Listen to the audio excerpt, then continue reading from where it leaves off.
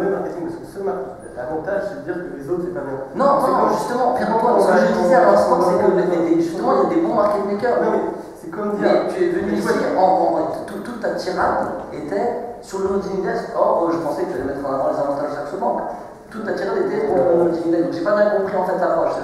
Non, mais je te dis, l'argument du Holding Desk, c'est de dire les autres, il y a des mauvais market makers, faites attention, etc. Mais c'est comme, je sais pas, si tu veux vendre des Renault, dire écoutez, les Peugeot c'est de la merde, il faut acheter une Renault. Mais si t'es un vendeur de Renault, il ne faut pas dire ça. Il faut dire acheter les Renault parce que c'est bien. C'est exactement ce que je viens de dire, la seule chose. Oui, la seule raison pour laquelle il n'y a pas d'autre. C'est quoi les avantages de De quoi, excusez-moi? Les avantages du Holding Desk. D'accord. Aujourd'hui, je place un ordre d'achat. D'accord. Pour l'euro-dollar, en 32,00. Je mets un stop. Impossibilité pour nous, ou pour n'importe quel autre liquidité provider, d'aller chercher le stock du client. On est d'accord. Nous, on va faire. Oui, vous n'allez pas le faire, mais il y a une possibilité. Mais non, ça, c'est pas un argument positif pour nous, c'est dire que les autres font quelque chose de pas bien et que vous ne le faites pas. Non, c'est pas qu'on ne le fait pas, il est impossible pour nous de le faire, c'est un système complètement anonyme. On a des banques qui travaillent avec nous, des banques françaises qui utilisent notre système. D'ailleurs, au sujet des banques, c'est clair, je connais bien les banques, nous aussi, leur fournir une liquidité, etc. Je connais bien. Alors, si nous, on ne fournit pas de liquidité, nous, ils traitent sur notre système. Ouais, mais il y a des fournir de liquidité. Et justement, comme elles font du marketing pour vous, en fait, elles sont payées pour le faire. Mais leur but, c'est vraiment systématiquement d'avoir le client. Alors, on va prendre les choses simplement. Tu as 17 banques.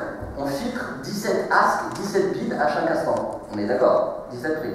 Maintenant, quelle est la probabilité sur les 200 000 clients qu'on a sur chaque banque cote environ 5 prix toutes les 100 millisecondes à peu près, 5 prix toutes les 100 millisecondes, quelle est la probabilité qu'un client qui achète aujourd'hui sur le système FXCM, qui disons que la contrepartie à ce moment-là c'est BNP, quelle est la probabilité que lorsqu'il sort, je ne sais pas, une semaine après ou 2 heures après, que ce soit BNP qui sorte aussi, qui fasse sortir le client? Quasiment nul. On est d'accord. La seule manière qu'une banque puisse jouer contre un client, c'est si elle reçoit le flux non seulement d'entrée sur le marché et de sortie du marché. Non, c'est pas vrai. Mais bien sûr que si. Alors, justement, c'est quoi l'avantage du client? Merci. Alors ça peut, je veux bien y répondre parce que c'est un exemple qui est flagrant aujourd'hui. Qu'est-ce qui s'est passé avec WordSpread? On parle encore du marketing. Et ça, telle est la différence. Alors, encore une fois, Pierre-Antoine, je sais que tu es plus ou moins agressif envers FXCM, je ne suis pas envers Saxo Bank. Il y a une énorme différence entre Saxo, IG et WordSpread. Là, on parle de WordSpread, c'est différent. En termes de réputation, de sérieux, etc.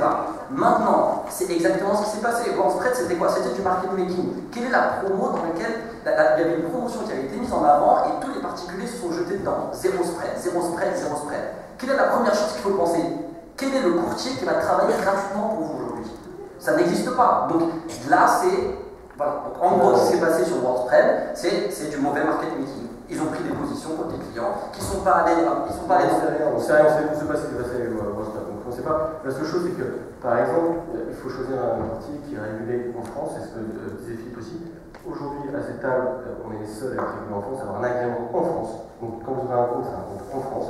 Les autres sont des agréments qui ne sont pas sportés, donc c'est ce que disait Philippe. Alors, il donnait l'exemple de la Hongrie, qui était un peu compliqué, mais là, c'est des agréments qui n'étaient pas sportés depuis l'Angleterre.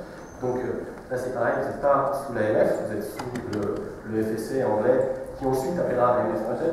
Alors, sans vouloir. Mais donc, c'est ça la différence. Nous aussi, en tant que banque, on a une garantie des dépôts de 100 000 €. Ça veut dire que si nous arrive quelque chose, quoi qu'il se passe, il y a 100 000 €, on paye tous les ans la garantie pour faire partie de la garantie des dépôts. Donc voilà, quoi qu'il se passe, de toute manière, il y a 100 000 € au moins qui seront sauvés si jamais on paye. J'espère qu'on ne fera pas faillite.